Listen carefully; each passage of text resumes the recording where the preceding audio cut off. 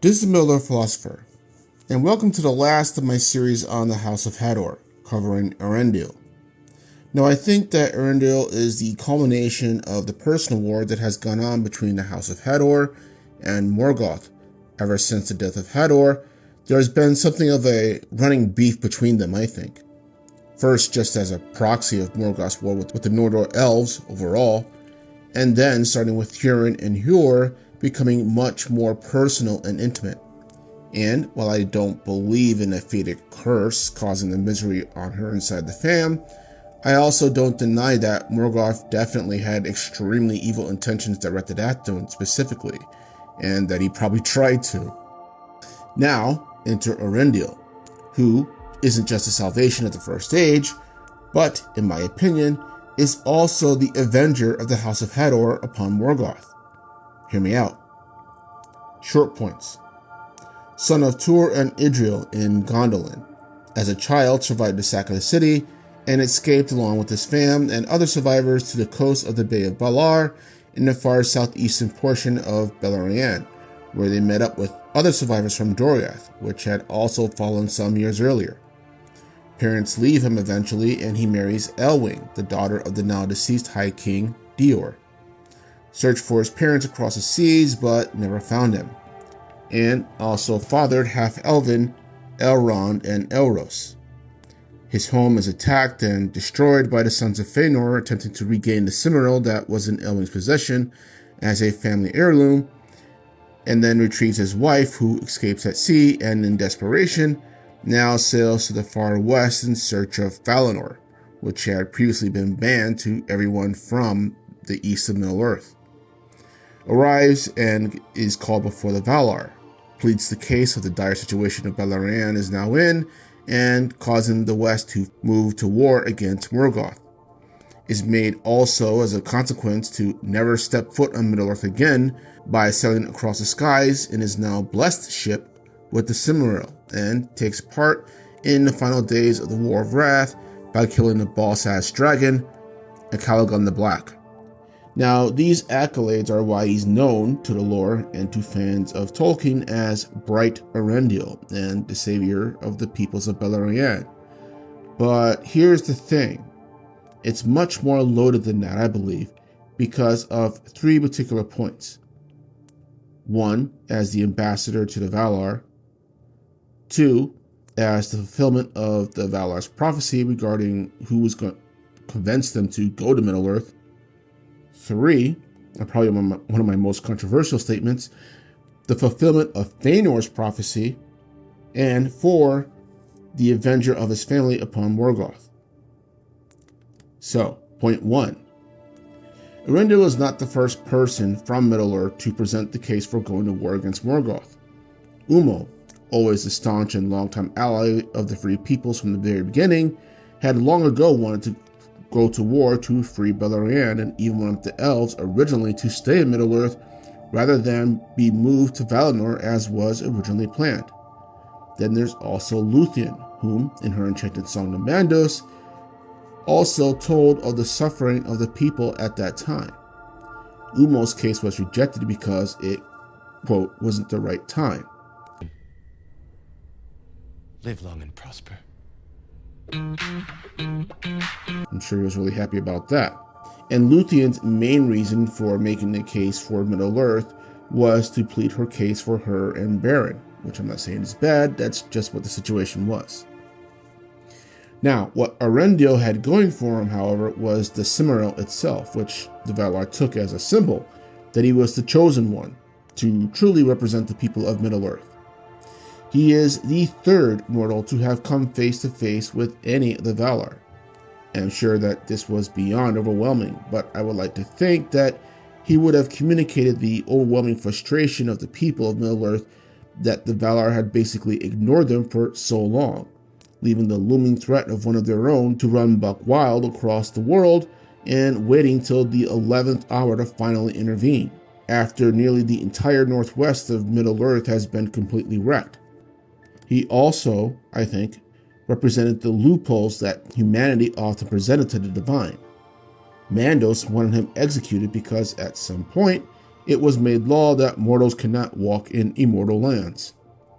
But again, it was the Cimmeral and what it represents that saves him, yet at the cost of still having to pay the penalty of never setting foot on his home again, nor seeing the sons that he left behind. Point 2.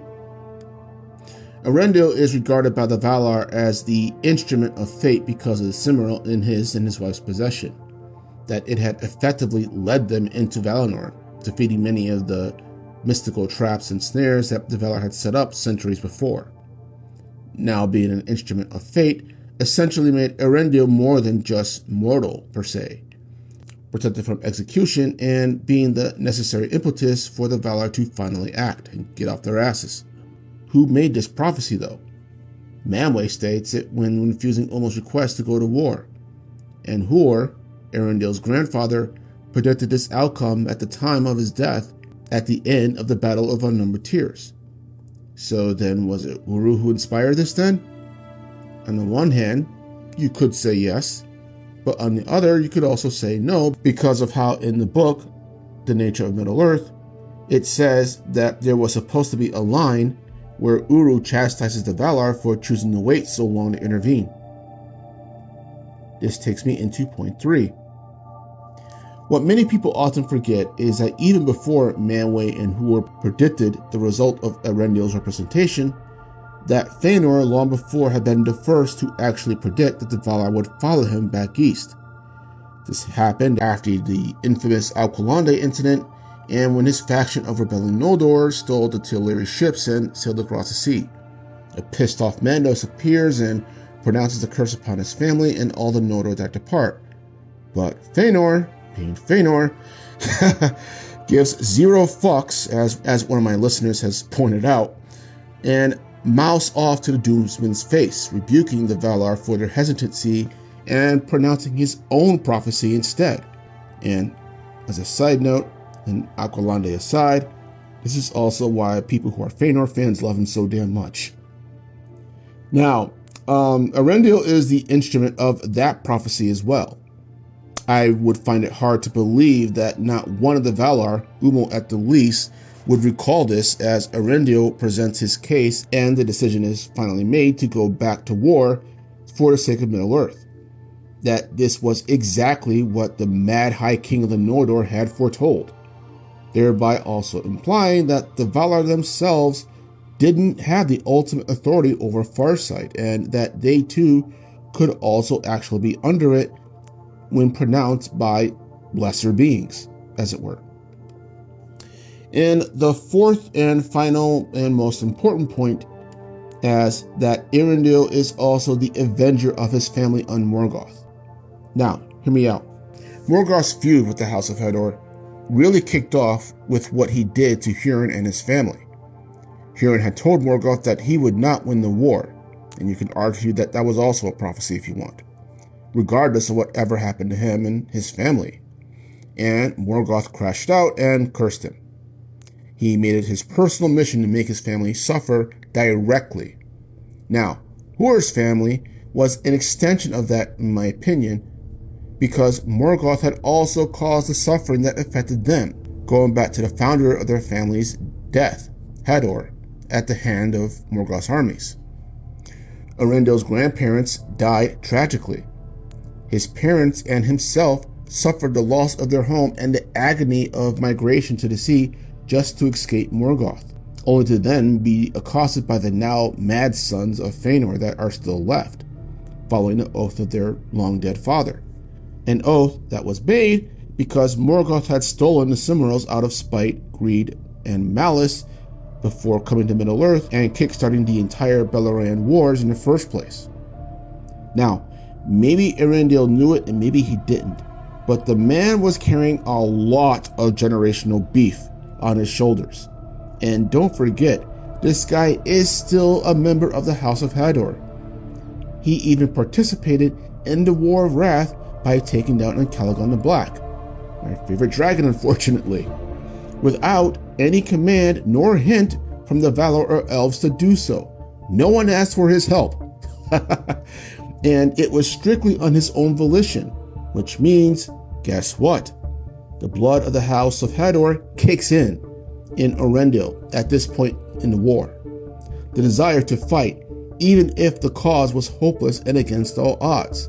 The desire to sit not idly by while the world suffered and burned. Earendil, however, is the first of his house to now have the power to do something about it effectively. So, I find it extremely poetic and appropriate that the cause of Morgoth's final downfall comes from the family whom he had shown the most spite and malice, even if, yes, it was extended family. And yes, I know there is a draft where Turin is supposed to have been the one avenging the fam, and yes, I would have liked that as well, to be honest, but it also appears in the final and canceled apocalyptic war in the future of Middle-earth, so that being the case, we're stuck with Earendil. Now, my final point on Earendil and this family series as a whole is that it's quite easy for all of them to get lost in the mists of legends regarding the First Age.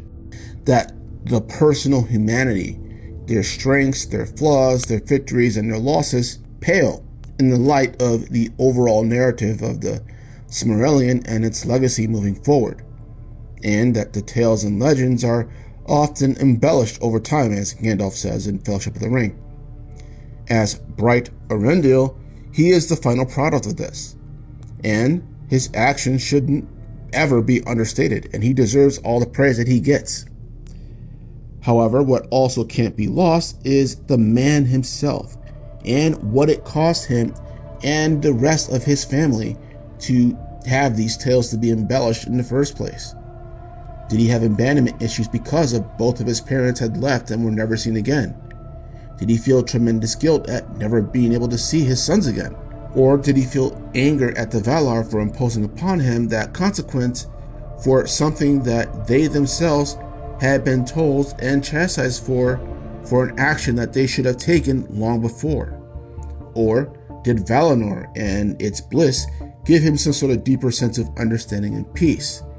And did it quell any kind of anger and grief that he might have felt prior, like what happened to his father when he first encountered Ummo and arrived in Gondolin? That, for me, is the importance of the House of Hador, a family that is so steeped in legend that remembering that they were also human can be an effort worthy of Huron himself. Thank you for sticking around for the last of this series, and this is the Miller Philosopher. Take care.